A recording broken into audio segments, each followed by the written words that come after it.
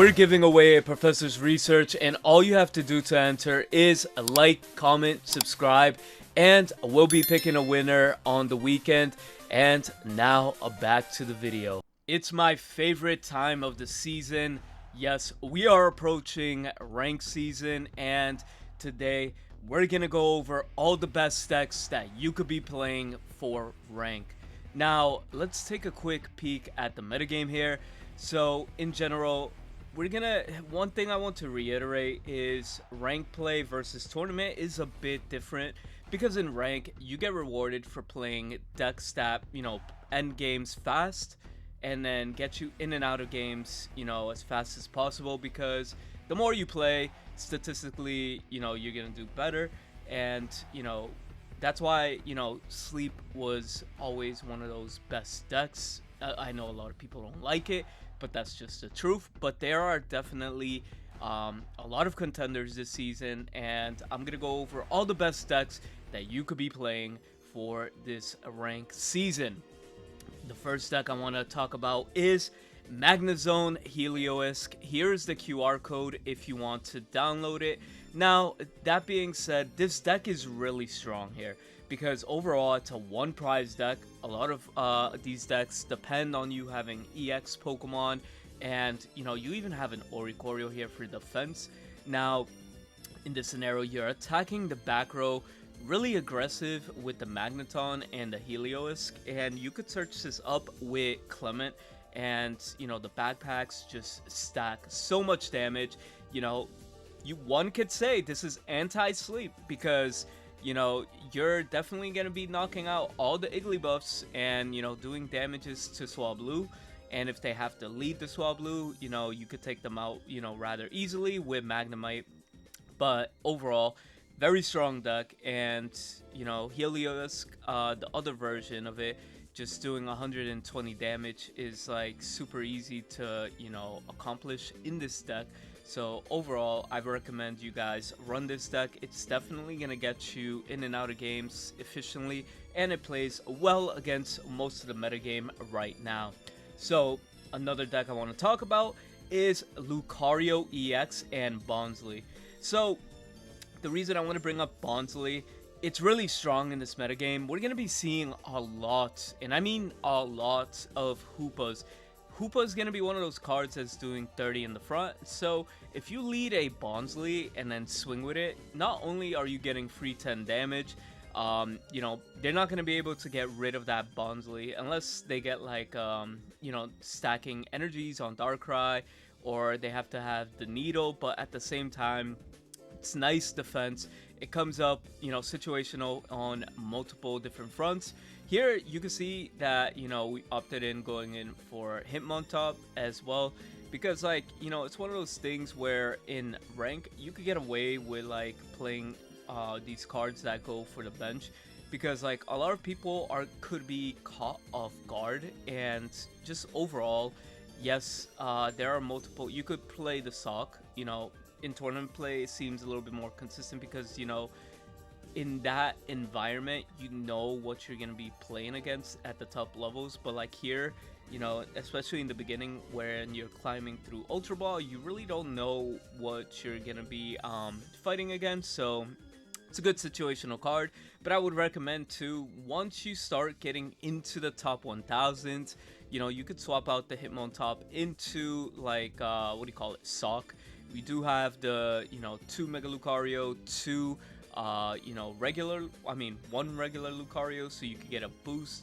And then the deck plays fairly the same. You do have the protective Poncho. Poncho is super strong as well too. So overall, one of the best ways to play Lucario and catch people off guard on the ladder. So the next deck I want to bring up is Hoopa EX and Mega Absol. This deck right here is super strong, with the added benefit of Chingling. Chingling is gonna allow you to get that free retreat as well. So like odds are at least you could have a better start. So like you have 2 Hoopa EXs and a Chingling that you could start, so the odds are you're gonna get something more ideal in this scenario. Because it is rank season, I feel like Double Repel could be strong here, and then you got Field Blower. small balloon to fix your bad starts, starting planes, to bump other stadiums. But overall, you know, it's really strong in the metagame. And then afterwards, once you go into the top 1000, you can start, you know, switching up the list and, you know, playing it more like the meta report that I did on the, you know, the other day on Sunday. Again, if I didn't put the code out there, here is the code if you want to play this.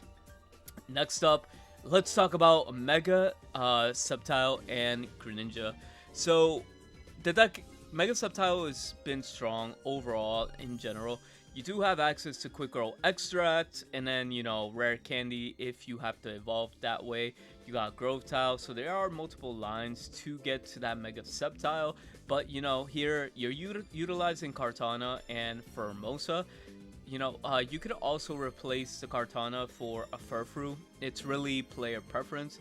But, like, you know, Kartana doing 40 damage is going to be pretty good too, because, you know, you could take care of all the babies, you know, consistently. Of course, the Furfrou is pretty good, but at the same time, you know, you have to land heads, and I don't like that RNG aspect of that. But, like, you know, to each their own. There is a Vespiquen Forest and a Pokeball in this list, and, you know, Greninja is just gonna do Greninja things, and, you know, overall the deck is pretty good. It's pretty consistent, and yeah, no, it's Mega Sceptile, you know, has not, you know, left the format, and it's not ready to leave the format because, you know, it's ready to perform. Next up, we have Mega Manectric and Heliolisk EX. So here is the QR code for that. So, you know, this deck is strong overall. You saw in the beginning of the format, and, you know, Heliolisk can pick up so many knockouts for you for free.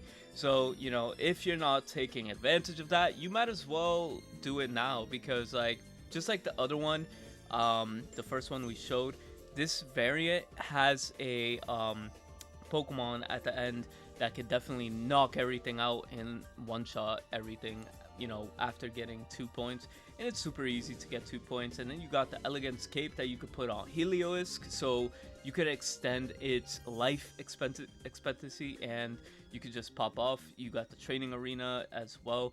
It's really good into the metagame, and, you know, I would recommend, you know, this deck overall. But here's the QR code, and yeah, again, Sleep Scam. Here's the QR code. I'm pretty sure everybody has a variant. I'm showcasing this one because most people do play one Altaria EX. Sometimes, you know, you have to find that EX in order to win.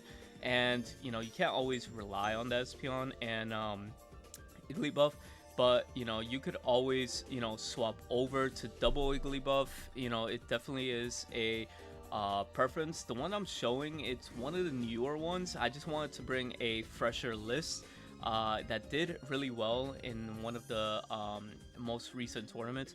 And this deck it just shifted the priority into the Altaria EX versus the Igglybuff, because, you know, the Eevee and Espeon could be enough just to, like, win games as well.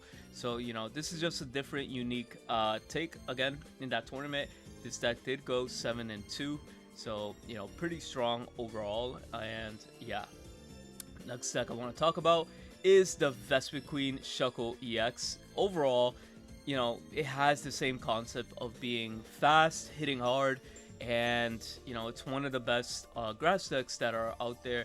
So, you know, overall, one of the best decks that I would recommend, you know, you guys play. Of course, the Ogerpon is definitely going to be thrown in here because the simple fact, people are going to be playing Sleep, and there's no way to escape that, honestly.